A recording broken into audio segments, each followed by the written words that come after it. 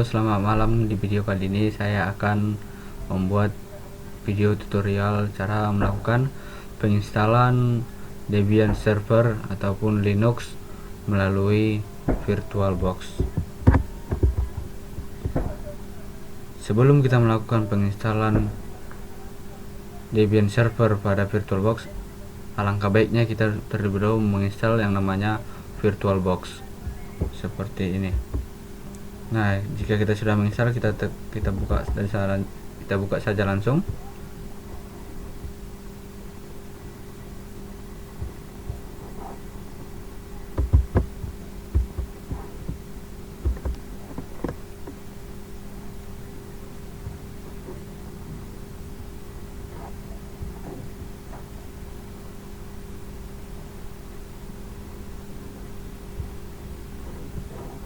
Nah, begini tampilan dari VirtualBox. Ini adalah software ataupun sistem operasi yang sudah saya pakai install di dalam VirtualBox. Kali ini saya menggunakan Debian server. Yang pertama kita klik new. Nah, kita pertama membuat nama untuk sistem operasi yang kita install. Kita buat saja Debian. Nah, di sini kita juga bisa dapat menentukan di mana posisi lokasi yang mau kita simpan. Nah, karena saya sudah otomatis masuk ke C ataupun ke drive C, maka kita lanjut saja ke tipe yang kita pilih adalah Linux, dan versinya yang kita inginkan adalah sesuai sistem operasi yang kita gunakan, yaitu misalnya kita menggunakan 64. Ini lalu ukuran memori atau RAM, kita bebas mengaturnya berapa, tapi kali ini saya hanya mencoba untuk sebesar 1024 atau 1 GB. Kita lanjut. Lalu pemilihan harddisk, kita pilih buat harddisk dengan virtual sekarang karena kita menggunakan VirtualBox. Nah, lalu sini ada tipe harddisk yang kita gunakan, ya adalah karena tadi menggunakan VirtualBox, jadi tipe yang kita gunakan itu adalah VDI. Kita pilih VDI, lalu next. Baru untuk penyimpanan pada harddisknya untuk fisik, kita akan melakukan dengan dialokasikan secara dinamik. Ini dilakukan secara dinamik atau secara otomatis. Kita next. Lalu ada tempat lokasi dan ukuran berkas. Jadi tempat penyimpanan lokasi ini kita di sini yang tadi di drive C dengan folder VirtualBox dan subfolder Debian, dan ukuran yang digunakan adalah 8 GB untuk ukuran berkas tersebut. Lalu kita klik buat. Nah, lalu kita ingin mencoba masukkan tipe jaringan. Jadi Ubuntu server ini bisa menghubungkan satu ataupun lebih dari beberapa jaringan. Nah, pada kesempatan ini kita hanya terlebih dahulu menggunakan hanya satu jaringan saja dulu. Nah, kali ini kita pilih di sini, kita klik jaringan. Nah, lalu kita klik di sini adaptor 1. Kita pilih adaptor hanya host. Nah, yang artinya namanya kita menggunakan adaptor yang VirtualBox. Kita oke. Lalu kita masukkan dan kita siapkan suatu ISO maupun CD DVD yang isinya terdapat Debian server. Nah, karena kali saya ini menggunakan ISO, saya sudah menyiapkan ada ISO. Kita klik ini, kita klik kosong ini, yang artinya belum berisi CD ataupun ISO yang kita gunakan. Kali ini saya akan mencari lokasi ISO yang saya simpan.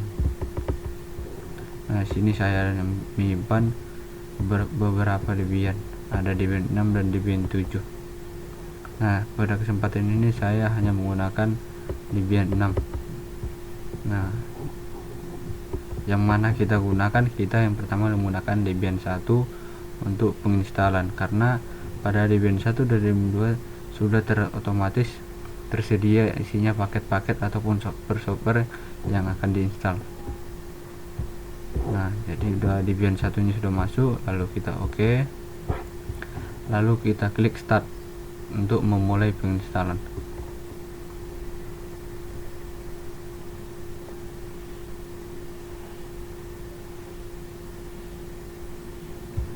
Nah, ini kita disuruh pilih harddisk awal mula, jadi kita pilih tadi Debian 1, lalu kita mulai.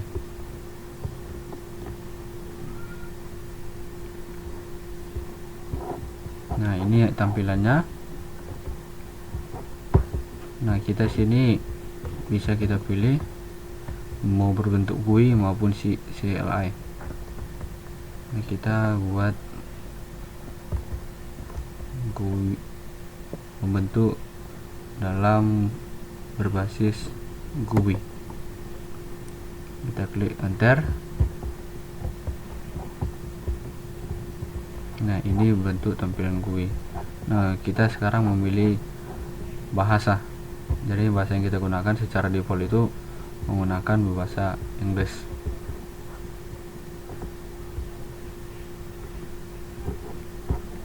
Nah, baru kita pilih select atau kita pilih lokasi yang kita inginkan, karena di sini sudah otomatis juga terbawa sesuai ordernya. Kita menggunakan United States, lalu continue, baru kunci keyboard atau konfigurasi keyboard. Kita menggunakan, kita pilih di sini Amerika English, lalu continue, enter. Jadi secara otomatis mendetek semua penyimpanan yang kita gunakan, karena kita menggunakan CD, jadi otomatis terdeteksi.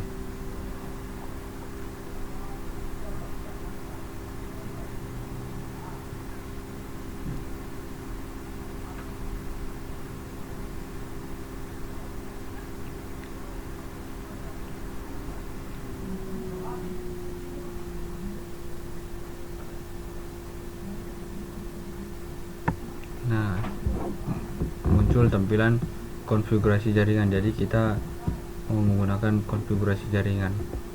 Nah, di sini artinya kita disuruh melakukan pilih apakah menggunakan default atau tidak, atau menggunakan bawaan. Kita menggunakan, kita klik saja yes. Tergantung kita memilih yang mana, bisa no juga. Kita continue, enter. Baru kita masukkan name servernya yang bisa. Jadi name server ini kita buat saja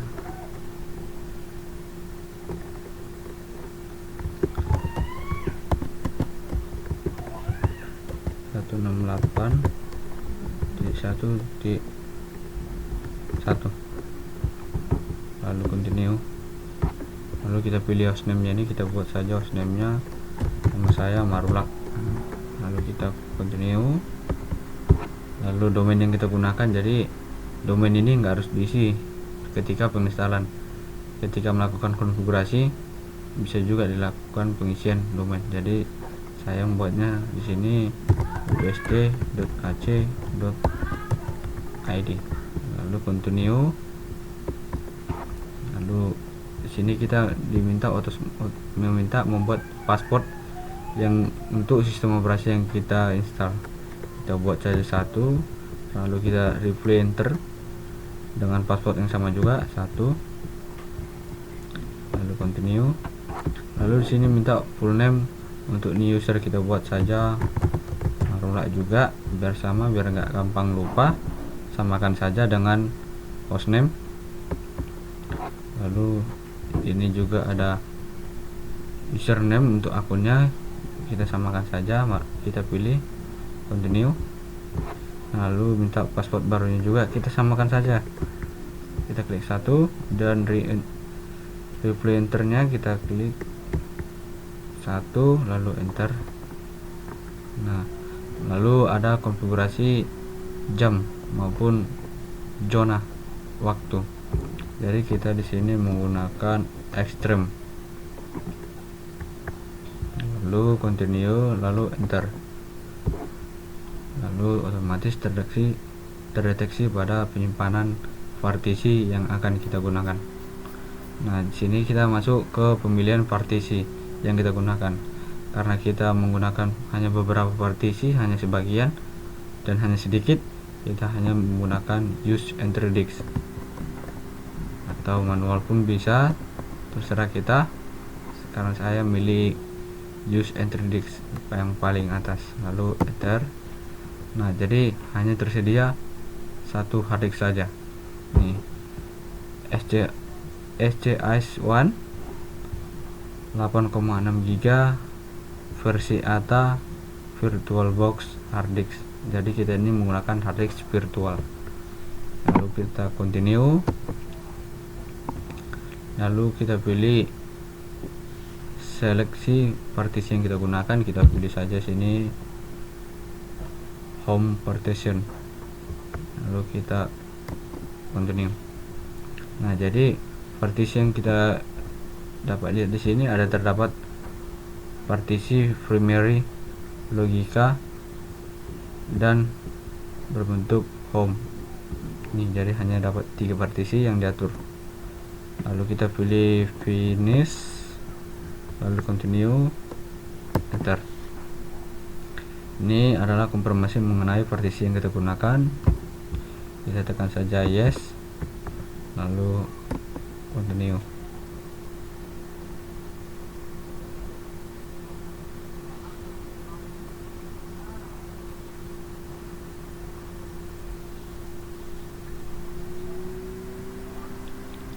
Jadi setelah melakukan penginstalan ini, otomatis dia nanti masuk ke base system.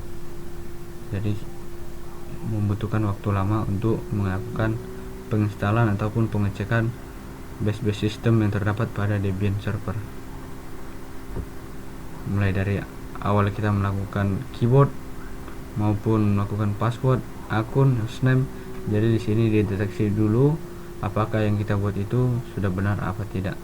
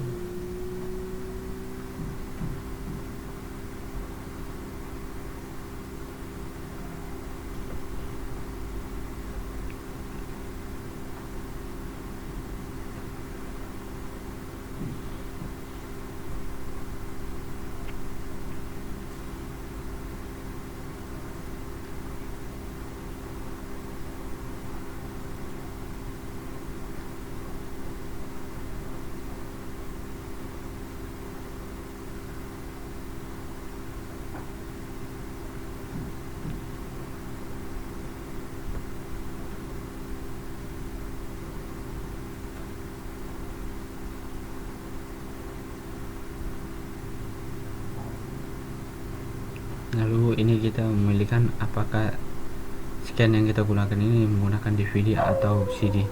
Kita pilih saja no. Begitu juga use mirrornya untuk jaringannya kita pilih saja no. Nah, jadi sini sudah melakukan penyeleksian instalasi software yang akan kita bangun di dalam Debian server. Nah, jadi kita sini ada mengenai konfigurasi popularity contents. Jadi kita pilih saja no, Nah, ini adalah paket-paket yang tersedia pada Debian server. Ada graphical desktop, web server, fin server, DNS server, file server, mail server, SQL database, SSH, ada untuk laptop ataupun lalu kita pilih standar saja, kita pilih continue, enter. Lalu sini adalah masih proses mengenai paket-paket yang kita pilih tadi. Karena kita menggunakan standar, jadi semua paket-paket yang tersedia situ ikut terinstall dan terseleksi.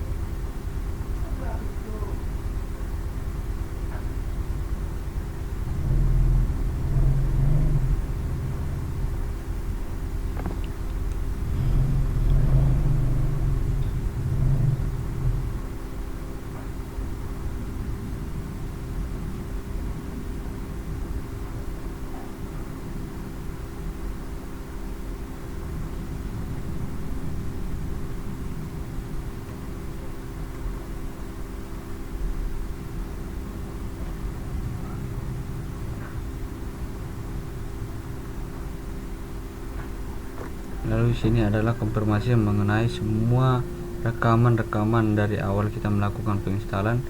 Sini kita pilih yes.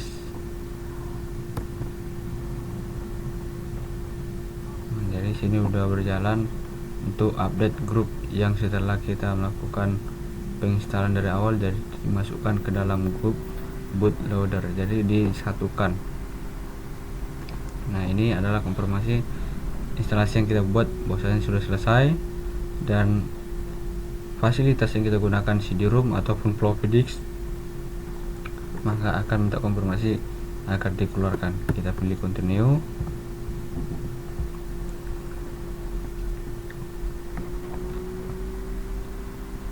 Nah, sudah selesai. Ini adalah proses reboot maupun reset. Nah, VirtualBox 6.1.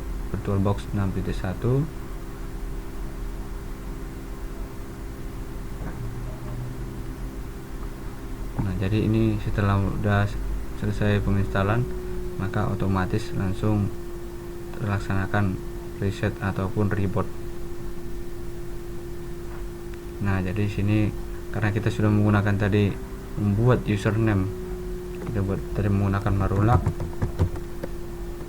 lalu kita enter, baru password yang kita inginkan 1. Nah, jadi seperti inilah hasilnya untuk melakukan penginstalan. Kesimpulan dari penginstalan ini, ada baiknya kita perlu paham dan mengerti apakah yang kita gunakan itu menggunakan dinamik apapun menggunakan manual. Jika menggunakan dinamik, maka kita tidak perlu untuk melakukan penyetingan secara manual pada saat penginstalan. Tetapi kalau ketika kita menggunakan statik, maka kita menggunakan setelah melakukan penginstalan, kita akan melakukan secara manual. Sekian, terima kasih tutorial hari ini. Mudah-mudahan video ini dapat bermanfaat untuk kita semua. Saya ucapkan terima kasih.